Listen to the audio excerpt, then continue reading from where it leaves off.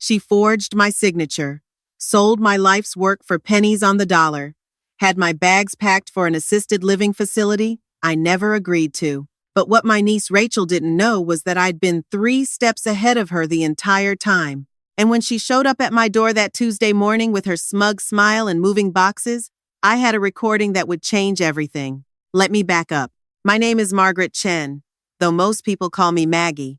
I'm 68 years old, and until 6 months ago, I owned Chen's Pharmacy on Maple Street in Ashland, Oregon. My late husband David and I built that business from nothing over 32 years. We started with a tiny storefront, barely 400 square feet, and grew it into one of the most trusted pharmacies in our community. When David passed away 5 years ago, everyone expected me to sell. Too much for you to handle alone, Maggie, they said.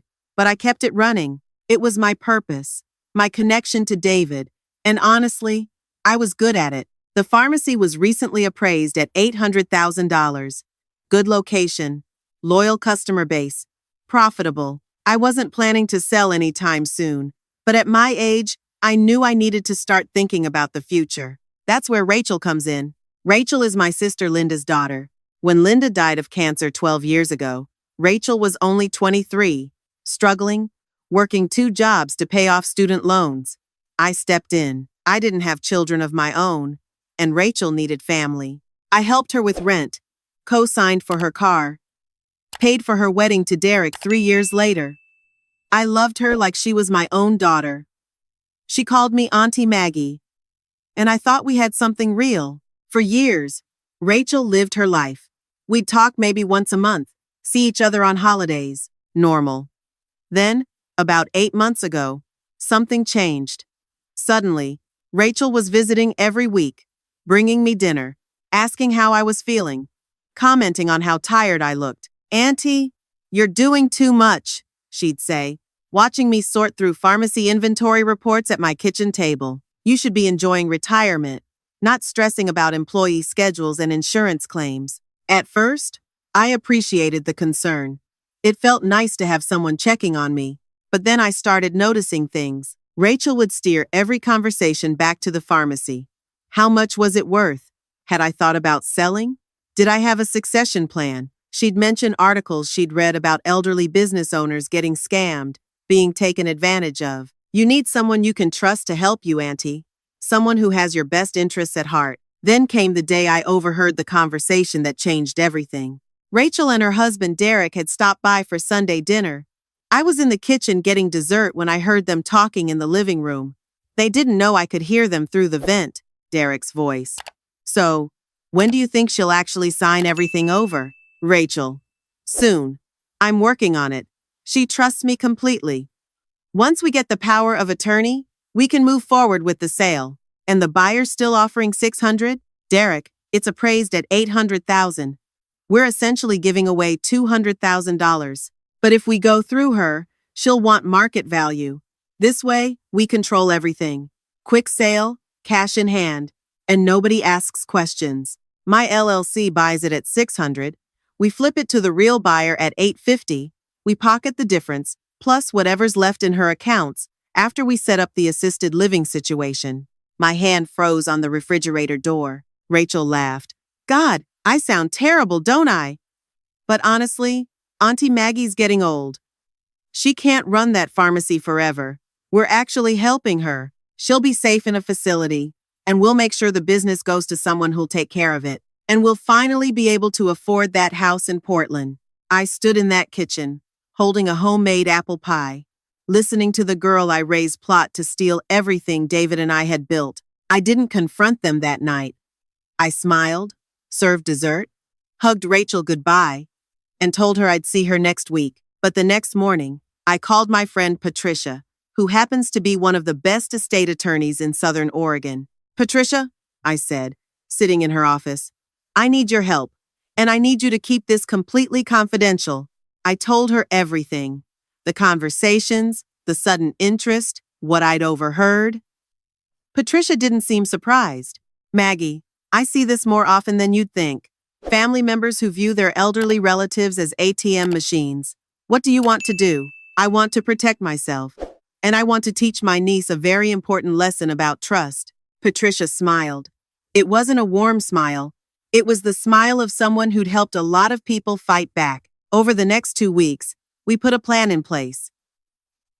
First, I transferred ownership of Chen's pharmacy to a limited liability company. The LLC was owned by Patricia's name, in trust, with ironclad documentation that I retained full control and decision-making authority. On paper, Margaret Chen no longer owned the pharmacy. The LLC did. Second, Patricia had me document everything. Every conversation with Rachel, every text message, every casual comment about the pharmacy's value. Third, and this was Patricia's idea, we created a fake pharmacy. Same name, same address, but it existed only on paper. A shell entity, with no real assets. If Rachel somehow got me to sign something, it would be for this worthless shell, not the actual business. Now, Patricia said, we wait. Don't change your behavior. Act normal. Let her make her move. We need her to incriminate herself. I went home and did something I never thought I'd do. I installed a small camera in my living room, just above the bookshelf, barely visible. It was voice-activated and recorded everything. Rachel's visits continued. She brought me a nice folder one afternoon, sat down at my dining table with a concerned expression. Auntie, I've been thinking.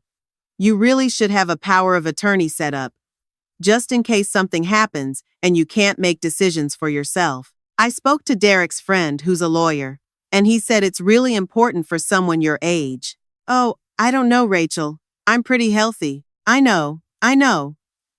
But it's just a precaution. Look, I even had him draw up the paperwork. You just need to sign here, and here, and here. It doesn't go into effect unless you're incapacitated. It just means that if something happens, I can make sure your bills get paid, the pharmacy keeps running, all of that. She slid the papers across the table. I looked at them. Power of attorney documents, making Rachel my legal representative, with authority over my finances and business decisions. I picked up the pen. You know what, honey? Let me read through these first. I want to make sure I understand everything. Rachel's smile tightened. Of course, Auntie. Take your time. But maybe don't mention this to anyone else. You know how people can be. They might think I'm trying to take advantage of you, when really I'm just trying to help. Red flag number 200. I pretended to read through the documents over the next few days, asking Rachel innocent questions. What does this section mean? Can I still make my own decisions? She had answers for everything. Reassuring, patient, loving. I never signed the real documents. Instead, working with Patricia, we created fake documents that looked identical but legally meant nothing. I signed those at Patricia's office, with her as witness, and dated them. Then I slipped them into the folder Rachel had given me. 2 weeks later, Rachel stopped by to check on me. Did you ever get a chance to look at those papers, Auntie? Oh, yes, dear. They're all signed. In that folder on the hall table. I watched her face light up. She tried to hide it, but I saw the triumph in her eyes. That's wonderful, Auntie. You made the right decision. Now you don't have to worry about anything. She took the folder. She didn't even look at the papers closely. She just assumed I'd signed what she'd given me. 2 weeks after that, I got a phone call. Miss Chen, this is Robert Morrison from Morrison Development Group. I'm calling to confirm the closing date for your pharmacy sale. My understanding is that we're scheduled to finalize the transaction on April 15th. My blood ran cold, even though I'd been expecting something like this. I'm sorry, Mr. Morrison. I haven't agreed to sell my pharmacy to anyone. Silence on the other end. Then, ma'am, I have a signed contract here. The sale was arranged through Derek Stevens of Stevens Holdings LLC. He indicated he had power of attorney to execute the sale on your behalf. Mr. Morrison, I never gave anyone power of attorney to sell my business. I believe you've been defrauded. I could hear him typing frantically. I need to make some calls. I'll get back to you. He did get back to me.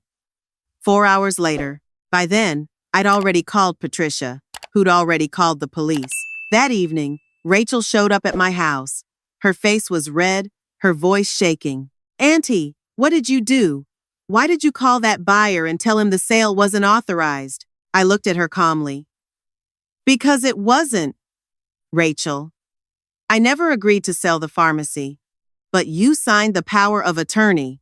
I have it right here." She waved the papers at me. "Those papers you have, Rachel, authorize you to make decisions about a shell entity that owns nothing. The actual pharmacy is owned by an LLC that you have no access to. You can't sell what you don't control." She stared at me. Then her expression shifted from confusion to something uglier. "You tricked me." "No, honey. You tried to trick me. I just protected myself." Derek must have been waiting in the car because he came bursting through my front door at that moment. "You senile old woman. Do you have any idea what you've done?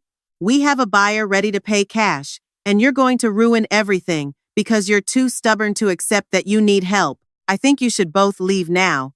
"We're not going anywhere," Derek said.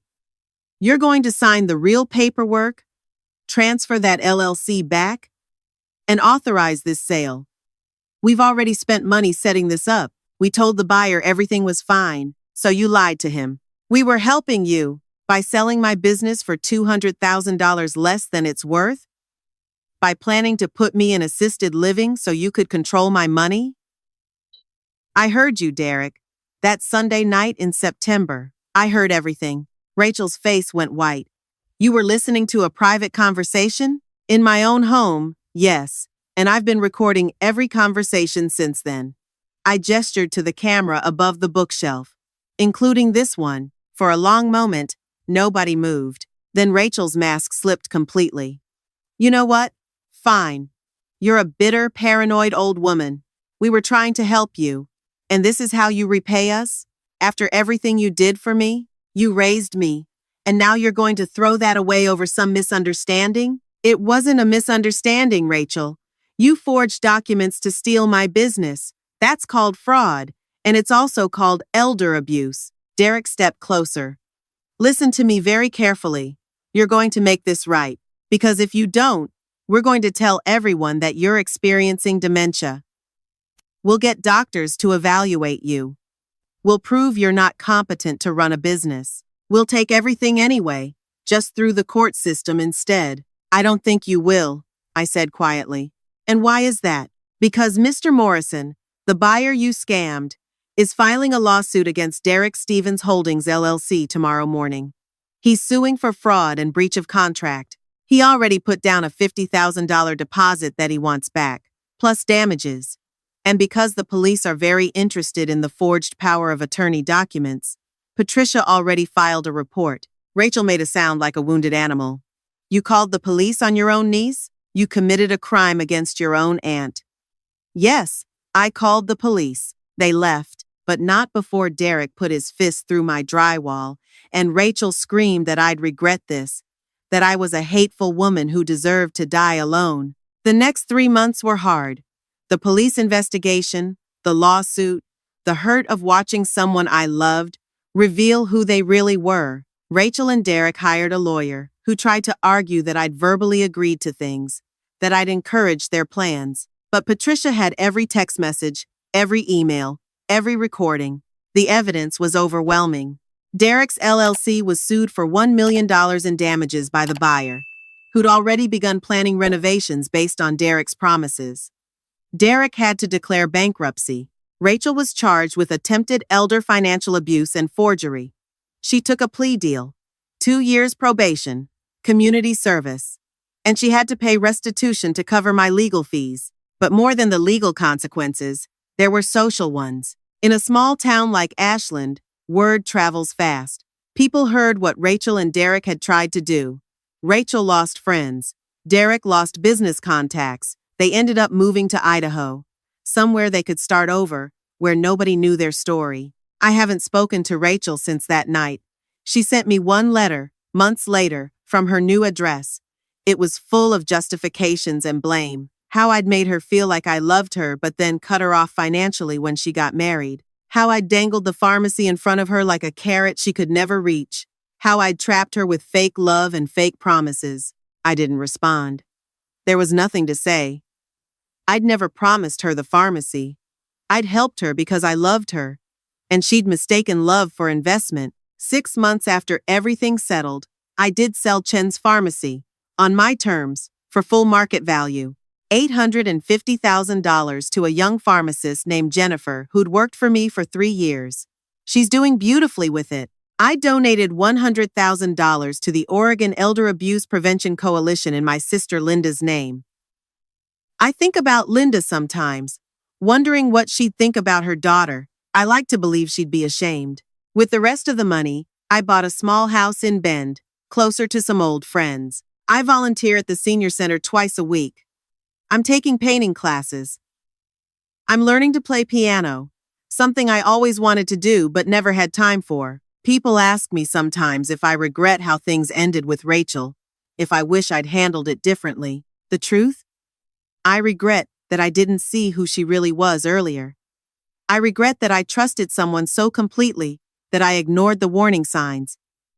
But I don't regret protecting myself. I learned some hard lessons through all of this. I want to share them with you, because I know I'm not the only person who's dealt with family members who see elderly relatives as opportunities instead of people. First, never ever sign a power of attorney without having your own independent lawyer review it. Not your niece's friend, not your son's recommended attorney. Your own lawyer, who works for you and only you. Second, if someone suddenly becomes very interested in your finances, especially if they've never shown that interest before, ask yourself why.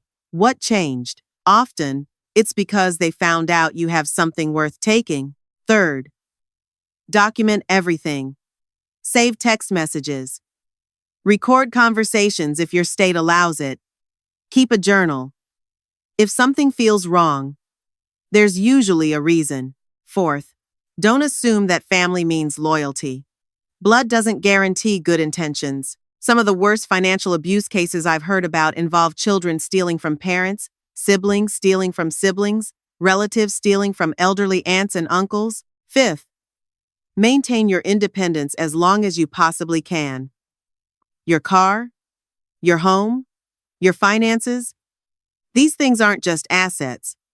They're your autonomy. The moment you give them up, you become vulnerable. And some people, even people you love, will exploit that vulnerability. Sixth, if you're elderly and someone starts pushing you to make major financial decisions quickly, slow down. There's almost never a legitimate reason why you can't take time to think, to consult with professionals, to make sure you understand what you're agreeing to. And finally, trust is earned, not given. It doesn't matter if you raise someone, help them, love them. If they're asking you to sign over your assets, to give them control over your life, they need to earn that trust through actions, not demand it through guilt. I'm 68 years old. I live alone in a quiet house in Bend. I don't have children. I don't have much family left. But I have my dignity, my independence, and my peace of mind. Every Tuesday, I go to the senior center and I teach a class called Protecting Yourself from Financial Abuse. I tell my story. I show people the warning signs. I give them the phone numbers for lawyers, for adult protective services, for resources that can help. Last month, a woman in her 70s came up to me after class. She was crying. "My son," she said, "he's been doing exactly what you described, asking me to sign papers, talking about putting me in a home, telling me I'm too old to manage my own money. I thought I was being paranoid." "You're not paranoid," I told her. "You're being smart. Let me give you my attorney's number." I don't know if she called Patricia. I hope she did. Because here's the thing I've learned. These stories are everywhere. Elderly people being manipulated, stolen from, controlled by family members who should be protecting them. It happens quietly, behind closed doors, and often the victims are too ashamed to speak up. But I'm not ashamed. Rachel and Derek tried to steal my life's work. They tried to lock me away in a facility so they could control my money. They saw me as an obstacle to their financial goals, instead of a human being who'd loved and helped them. And they failed. Not because I was lucky, but because I was prepared, because I asked for help, because I documented everything, because I refused to be a victim. I think about David sometimes, about what he'd say if he knew what happened.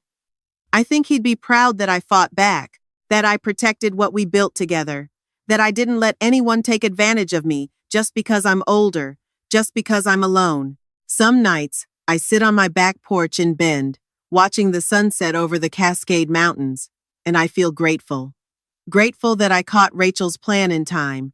Grateful for Patricia's help. Grateful that I had the strength to stand up for myself. And grateful that I'm free. I'm 68 years old. I've lived through losing my husband, building a business, raising someone else's child as my own, and being betrayed by that child when she became an adult. But I'm still here. I'm still independent. I'm still making my own decisions. And every day, I'm teaching other people how to protect themselves too. Because this isn't just my story.